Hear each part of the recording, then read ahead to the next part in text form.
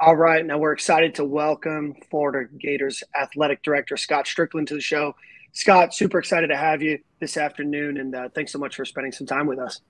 Thanks for having me on, guys. Hope you're doing well. Absolutely.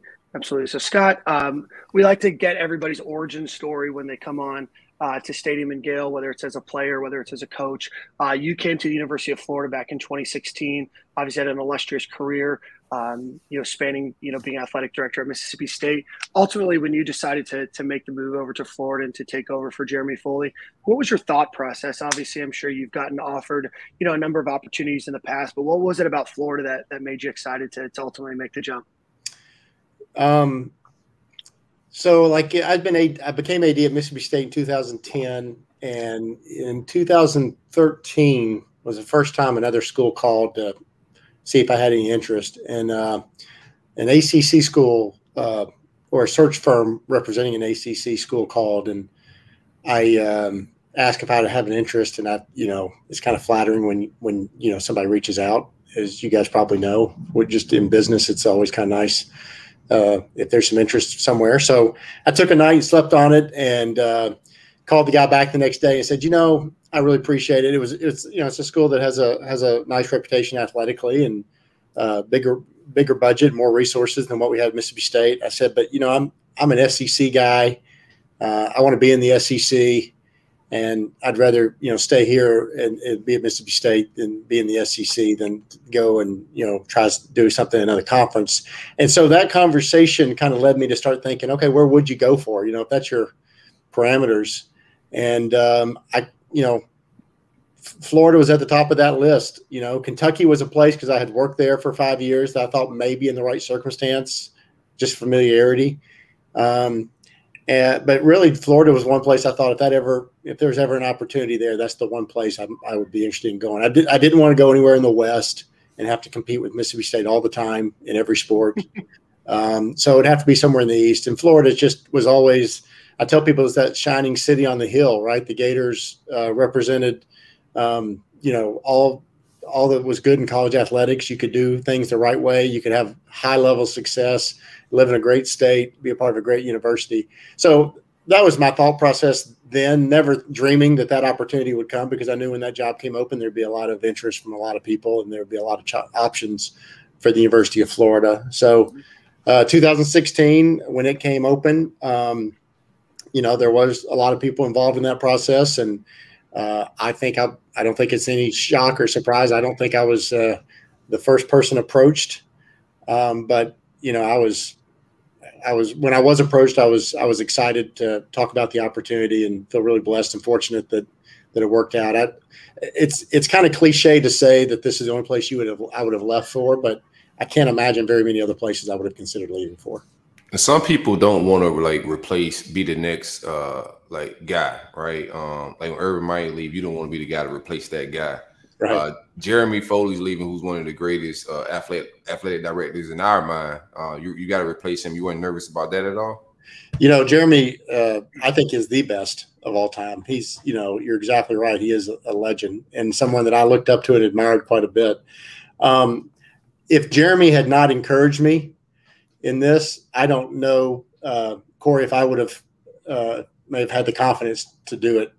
Because you're right, it is intimidating to follow a guy like Jeremy. But having been here now and gone through different hiring processes, anyone who comes into the University of Florida is going to have some really big shoes to fill that were here ahead of you at some point. It may not have been exactly right before you, but you start going down the list of all of our current coaches. How many of them followed someone who had already been really successful? Not universally, but nearly. I mean, there's a lot of examples. So you look at just in the last year, Billy Napier, you're following. He's sitting in the same office that Steve Spurrier and Urban Meyer sat in, and Todd Golden sitting in the same seat that Billy Donovan sat in. You can go down the list of all the different championships that have been won in different sports. J.C. Deacon followed Buddy Alexander, and Penny Rowland followed Ron DeFane. I mean, so you've kind of got to be wired a certain way to where you understand that that's not going to bother you. Now, you're aware of the success and tradition. You do feel, I don't want to say pressure. You feel an obligation to try to build upon that. but you also understand you're not replacing that person. You know, Right. The way I describe it when I'm interviewing people for jobs is the UAA and the University of Florida, because it's the way it is and has the culture it has. We're not like giving you Billy Donovan's seat, Todd Golden. We're just making another seat available at the table for you to create your own legacy here. And you're going to be building off what Billy did, but you're going to have your own seat. And so I don't really feel like I was replacing Jeremy. They just made another room for another seat at the table, if you will. And they let me sit in that seat. And at the same time, to be at a place where you have someone like Jeremy available to be a resource, to provide advice whenever, you know, something comes up that he's been through that maybe I haven't. You know, my ego is such that is in check that I have no problem at all taking advice from other people who have done this before. And I've always said, if I'm fortunate to be at Florida for an extended period of time and there's a high level of success and Jeremy Foley gets all the credit for the success for what he did for the 25 years he was athletic director, that's going to be just fine with me because the Gators will have been doing really well. Perfect. Scott, I've got a follow-up question. We had Jeremy Foley on probably 2 months ago or so. Sorry, I lost my voice at the Lightning game yesterday. So we had Jeremy Foley on a couple months ago, and we talked about that transition from him stepping down as athletic director, but sticking around the athletic department. And I know Jeremy's involved in some consulting and doing some things on the side on his own and doing some personal coaching. But what's that relationship been like, you know, over the last 6 or so years with Jeremy Foley, you know, still around, but obviously you having the reins of the athletic department? I think it's been a real advantage. I can't imagine another current athletic director, having someone who's the kind of resource Jeremy is at your fingertips, and to have someone like Jeremy, and the fact that his only concern is that the Gators do well, right? Jeremy's not trying to, you know, he doesn't want to see me not do as well so his legacy can be better. You know, he doesn't want to see the Gators not be as successful as possible because it somehow may make him look better. His whole concern is to try to help the University of Florida like it's always been. And so to have someone like that, you know, he and I had a relationship before I came to the University of Florida, just being in the league together. And he was a guy that I sought advice from when I was athletic director at Mississippi State. And he was always incredibly generous with his time and advice. The other thing about Jeremy, though, he also doesn't, you know, necessarily offer advice unsolicited. So, you know, the way the relationship works is I've got to have something on my mind that I want to go approach him about. And the good news is we get along, we enjoy each other's company. You know, we'll go out and have dinner together or grab lunch together, and just it's very natural. It doesn't feel like a work relationship as much as it feels like a friendship, and just happen to have a friend who has a lot of experience in doing what I do for a living. The transition over from Mississippi State to University of Florida, what was your mindset like? Because obviously those are two different programs. What was the biggest difference when you got to the University of Florida and how you was going to run that then Mississippi State?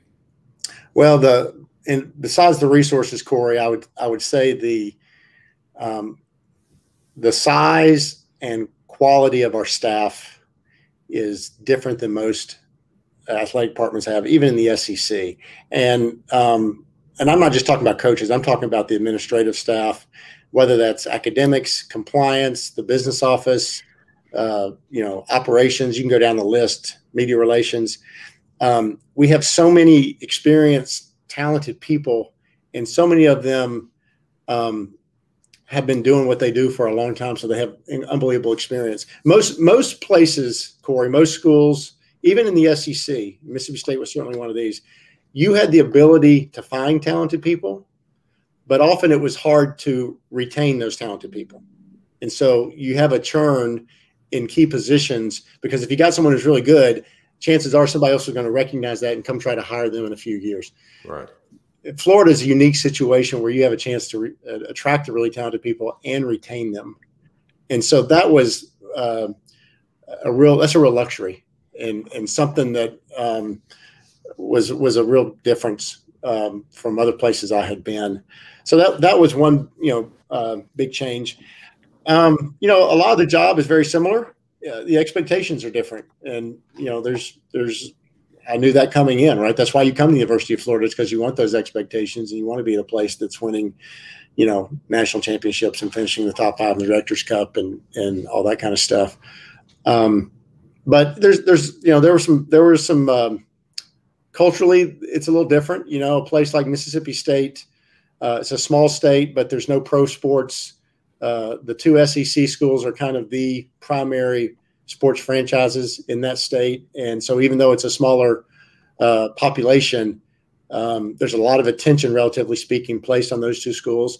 We have Gator Nation is huge, but it's a big state, and we have a much more eclectic population. People from all over have come to Florida, people who brought, connections to other schools, in the Midwest or up north or out west or wherever they're from, makes it a little bit more of a melting pot. And so there's the just kind of understanding that not everybody necessarily looks at everything through the same prism here like they might in a place like Mississippi. Just makes your communication a little bit different, just because you're having to speak to a more diverse fan base. But one of the things that's really cool about the University of Florida, as you guys know, and something I've really enjoyed finding out, is you learn a lot through that diversity, right? You learn a lot. Gators who are from South Florida may have a different view than Gators who are from the Panhandle or from the Tampa, Orlando, Jacksonville circle. I like to tell people we have good old fashioned rednecks who are Gator fans as well, just like everyone else in the SEC does. It's a much more diverse fan base. Part of that is because of the size, but because of it, a lot of it is the state of Florida is that way as well. So I've enjoyed that, but that has made it's just a little different than what I've experienced in the past. Scott, professionally, not to say anything bad about Mississippi State, but professionally, obviously you made that jump, and Florida is a huge job. But personally, how difficult was it for you to leave Mississippi State and to leave Mississippi? Your family still there? Just personally, what was that?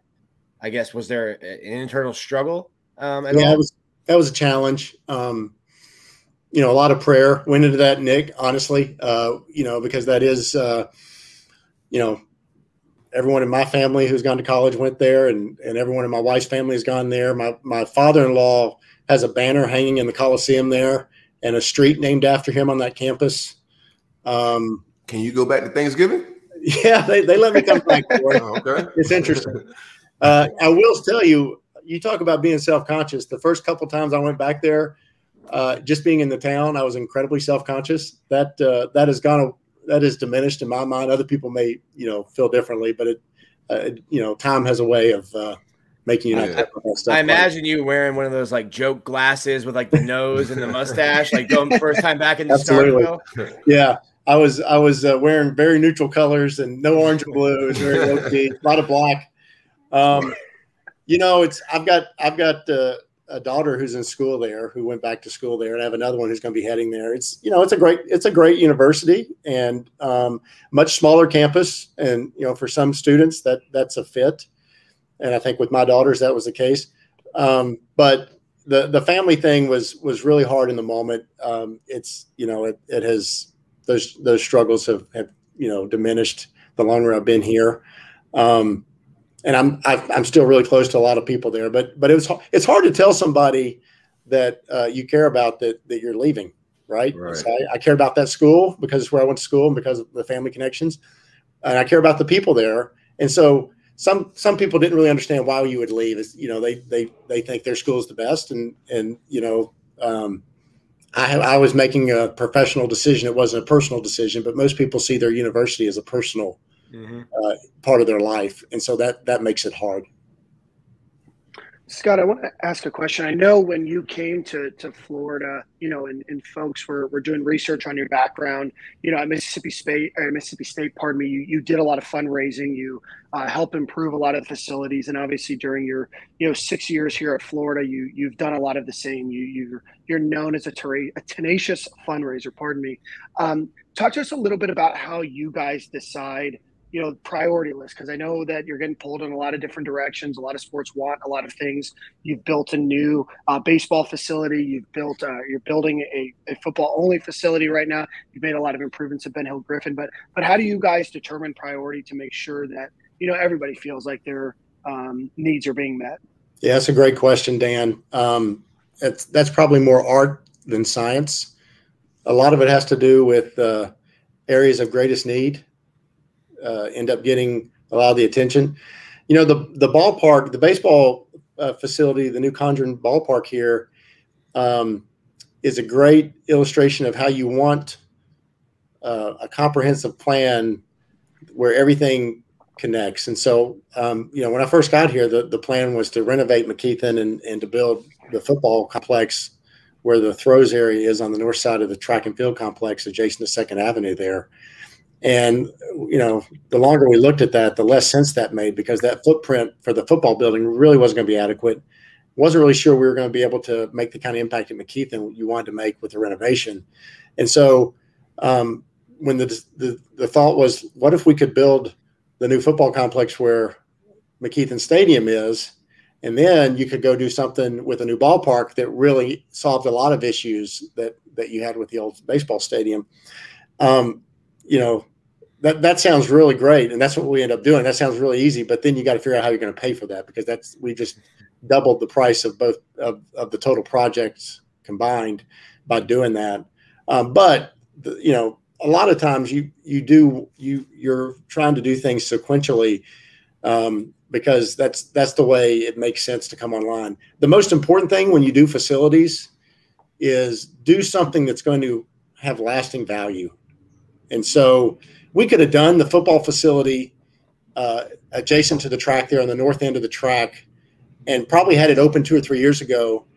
But if we had done that today, we'd be trying to figure out how to do something different, because it would not have provided what the University of Florida's football program needed long term. It would have been a short term fix. If you're going to spend, I think at that time the budget was $50 million. If you're going to spend that kind of money, you need to do something that's going to have longer lasting value, even if it means it's going to cost more initially. So instead of a $50 million project, we're doing an $85 million project, and it's going to be there for a long, long time in the right location. So you want to make sure that what you're doing is a good use of the resources that people are entrusting you with, entrusting the university with, and then really look at where their needs are, and we've tried to do that. You do want to touch all your sports over a period of time.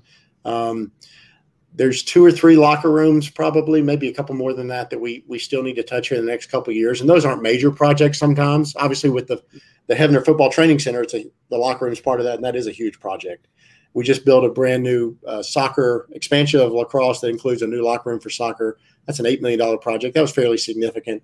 But we're also going in right now and spending a couple million to renovate the swimming and dive locker rooms. That doesn't get a lot of attention, but you want all of your athletes over a period of time to have their areas affected in a positive way when you're going through your facility projects. And then how can you make it as good as possible for your fan base? Because they're the ones who support the enterprise of college athletics, and how can we do things that impact their game day experience? And if they're enjoying themselves, hopefully they'll continue to support the program so we can continue to reinvest our resources.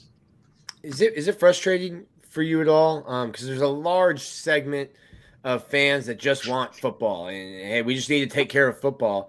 But you and Jeremy have both taken pride in the non-revenue sports, taking pride in winning championships. You were there with Mouse winning his 400th national championship. I've lost count.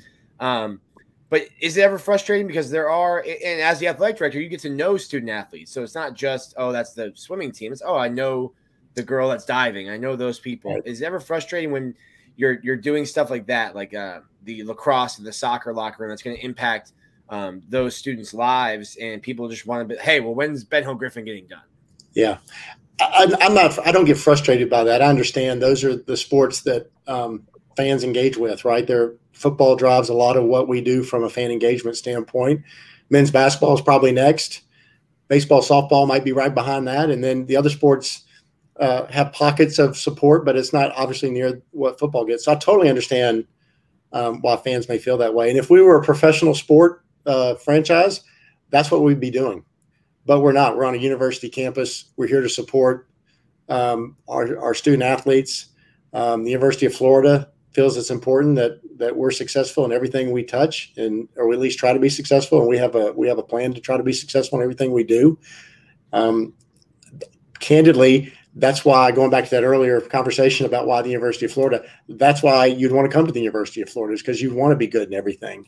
The other part of it, and you touched on it, Nick, is, how would we do everything we can to create this unbelievable experience so our football program can be highly successful, and then look at, an Olympic swimmer or a national champion track and field athlete and say, you're not as valuable. So we're not going to provide you these same resources so your experience can be at a championship level.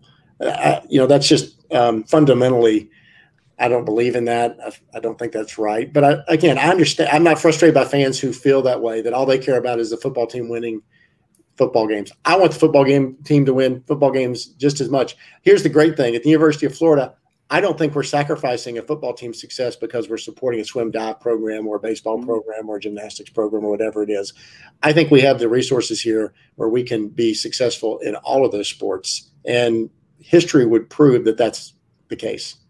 Well, Scott, what do you think about right now? The biggest, if you cut on Twitter right now or any social media app or go on a message board, the biggest concern with the Florida fan base, especially when it comes to football, is us keeping up with the NIL race and what that's becoming. I know Florida coaches are put behind, and programs are put behind the 8 ball with what they can do with NIL. How do you feel about our place with everybody else in the country and how we're recruiting and keeping up with everybody else, Georgia, who we're competing with, and how they're recruiting?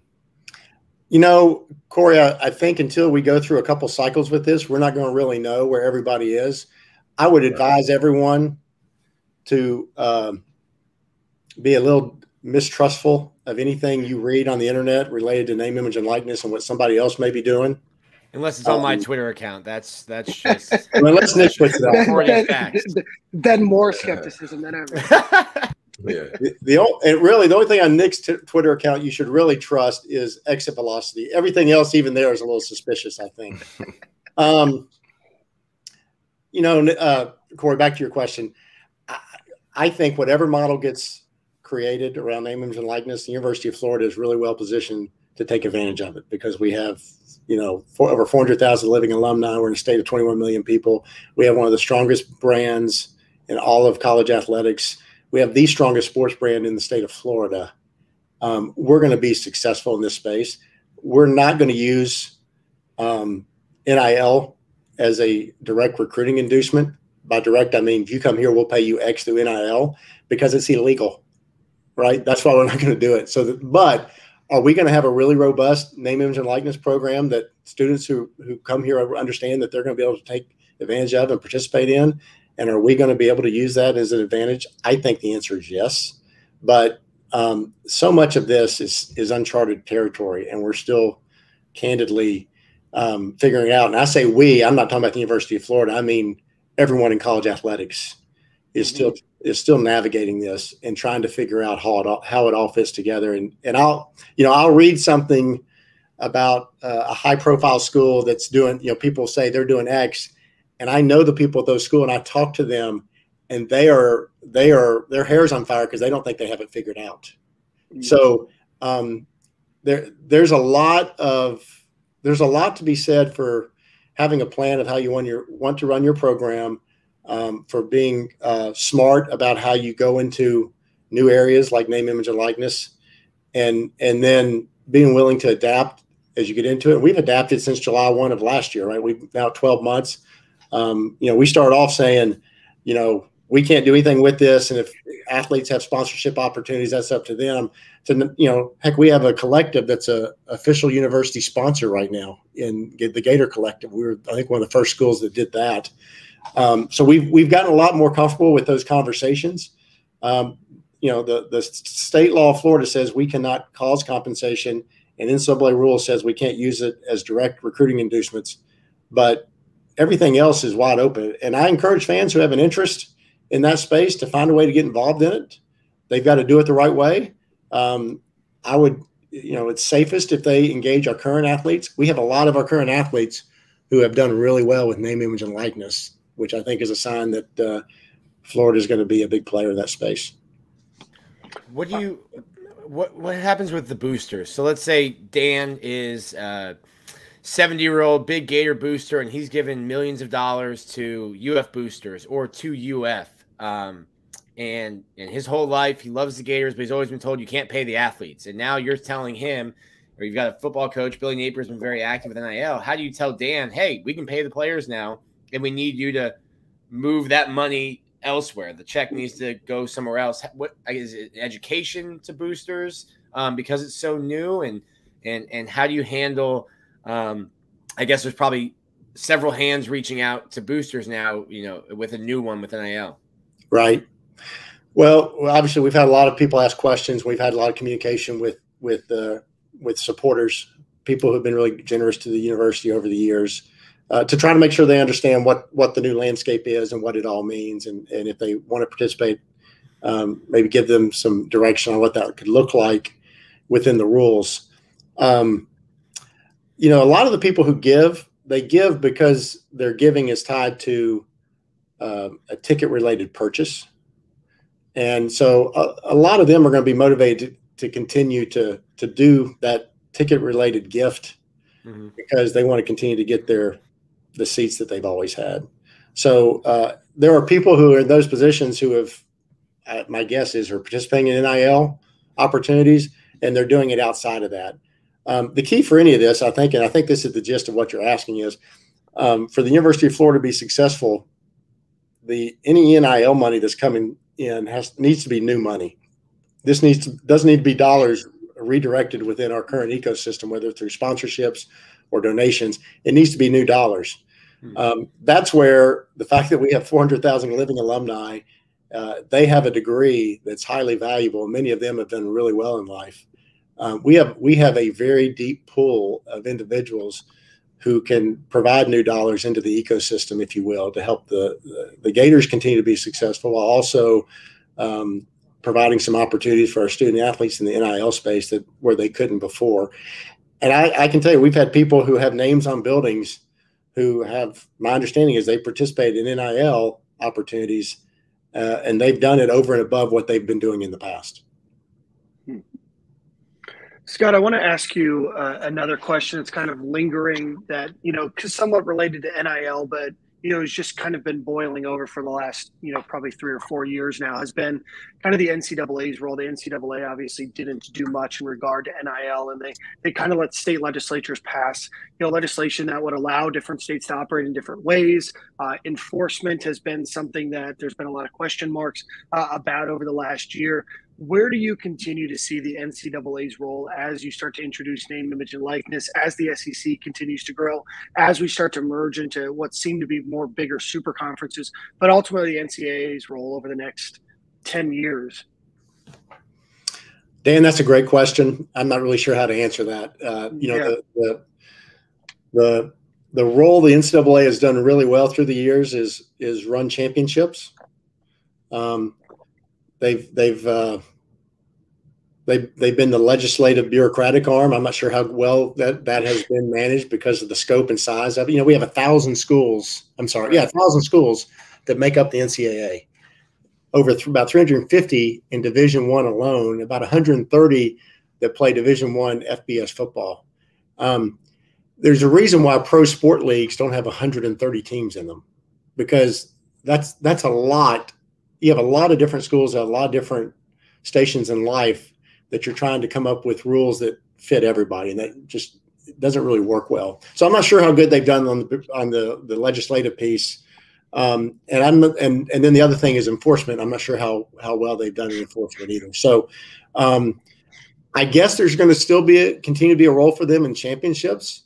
Although my guess is, based on the Supreme Court ruling that came out last year, combined with the transformation committee that's going on. I know when people hear that, their eyes probably glaze over, but I think a lot of the work the transformation committee is going to do is going to push a lot of the rule-making authority down to the actual conferences, which is also what the Supreme Court ruling kind of encouraged.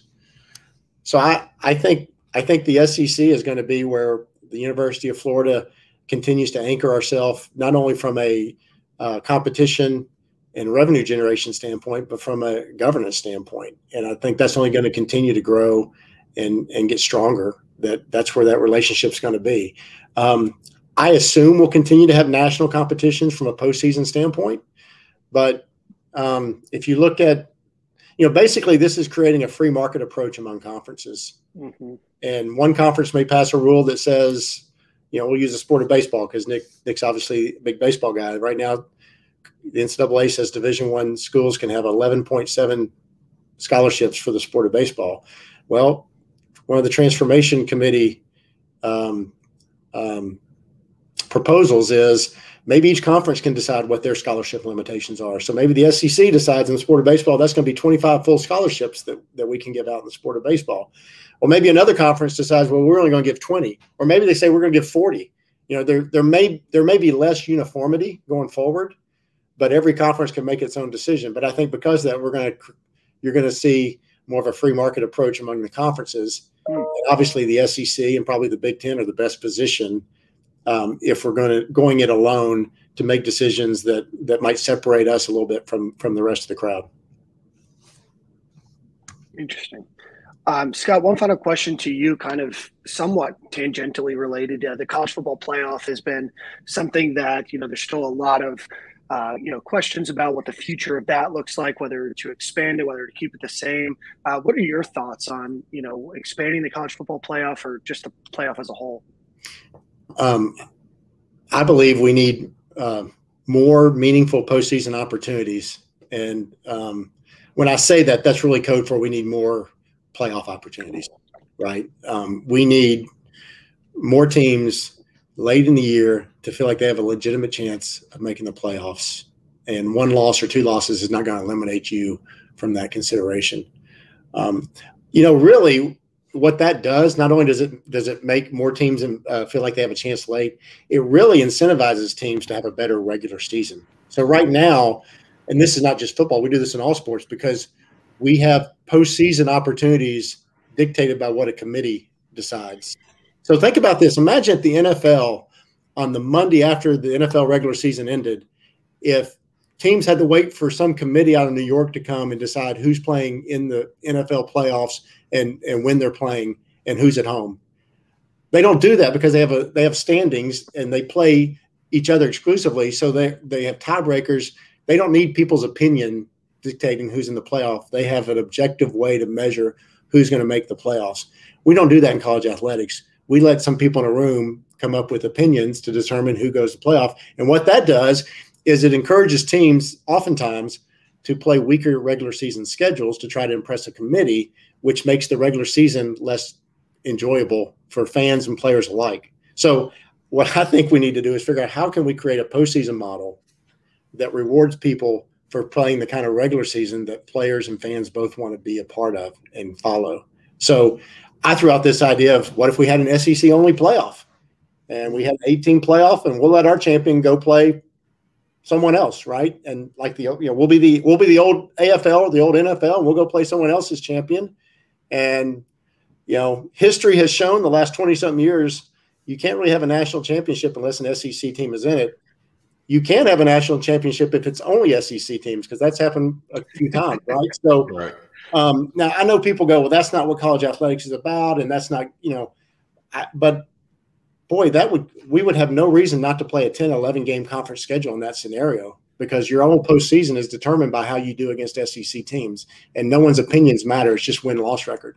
So I'm using that as an example to say that's a model where the regular season would be really positively impacted by a postseason format that didn't reward schools for going out and playing weak non-conference games. So that's probably an extreme example, but in my mind, having more playoff postseason opportunities would allow more teams in and would probably make schools feel better about playing a better regular season schedule. Obviously, we're trying to do that here. We're playing Utah the first game of the year. I don't know how smart that was in a 14 format, but we're doing it anyway. I do think it's going to be a lot of fun. We'll have a great crowd. It'll be a great energy in the Swamp for that home opener. But if and when the field expands, I think more and more teams will feel comfortable doing that. And at the end of the day, I think that's healthy for the sport. I think the landscape kind of changed when the Power Five gained autonomy, and you've talked openly about you think we're not even moving to a Power Five. It's really the Big Ten and the SEC are kind of even in a different position than the other three in the Power Five. So what does that even look like then if we're talking about a playoff expansion? If you're going to look at like a free market and these conferences are going to be able to make their own rules, and now you're not playing by one set of rules, and you're playing different game, and now maybe it doesn't make sense to have, for instance, the Pac-12 have the same kind of say that the SEC or the Big Ten does. How does that changing landscape of college football change even the conversation we're having now? Does it make the conversation we're having now about expanding the playoff irrelevant? I don't know if it makes it irrelevant. I think it's probably a step on the way to the further evolution of what the top level of college football looks like. The Texas and Oklahoma decision to approach the SEC last year about membership is a telling sign, because that's basically what we described is a situation where one or two leagues becomes really strong, and then the next step is other schools who aren't in those leagues want to be a part of that. And so the SEC, obviously, our league, through great leadership of Commissioner Kramer and Slav and now Sankey, have positioned ourselves to be a really strong league to the point where University of Oklahoma, the University of Texas decided they wanted to approach us about membership, and we thought they were a good fit, so we took them on. Could you see that happen with others down the road as other grant of rights and TV contracts expire in the years ahead? I would not be surprised to see that, and where the stronger conferences continue to get stronger. So when people talk about, I even hear colleagues talk about FBS breaking away from the NCAA.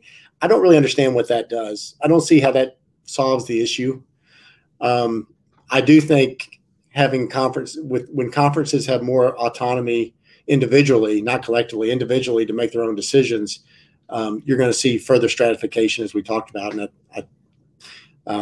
those conferences, the stratification may not just be around scholarship count. It may also be about postseason opportunity, or even what postseason looks like, or maybe it's about, maybe you do away with automatic qualifiers. Maybe it's, there's, sport like basketball, maybe there aren't as many automatic qualifiers going forward. I don't know. I'm just speculating, but those are the kind of conversations I think you could see come out of all this.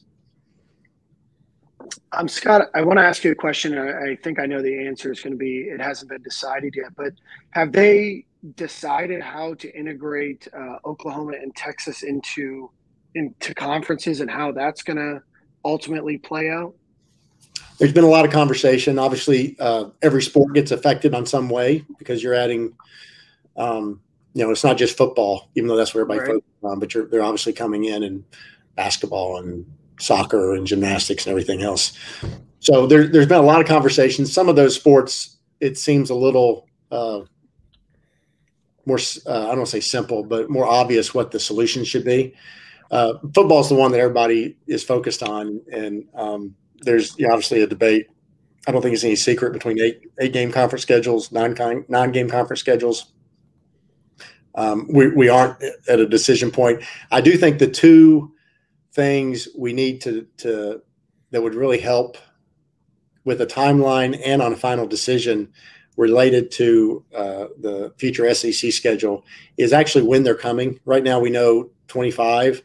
If there's any chance at all they might come earlier, that could impact a timeline and a decision for obvious reasons.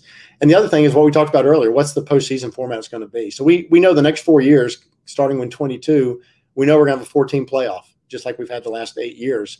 But starting in 26, the fall of 26, there's no college football postseason format. It doesn't exist. There's no contract for anything. And before we decide what the future SEC schedule is going to look like, it probably makes a lot of sense to see if we can get some more information about what the postseason format's going to be. It goes back to the earlier conversation we had about, making people maybe feel a little more comfortable about playing better regular season or better quality competition in the regular season. So those are the two things. When are they coming? And what's the postseason going to look like? I think once we have a better understanding of those two things, you'll see a decision come a lot quicker. Perfect. And Scott, I know that we're up against the clock now. Definitely want to thank you for your time this afternoon and getting to know you a little bit more and hearing your thoughts and wisdom. And thank you so much for your time. I look forward to continuing to root on the Gators, and we'll talk to you soon.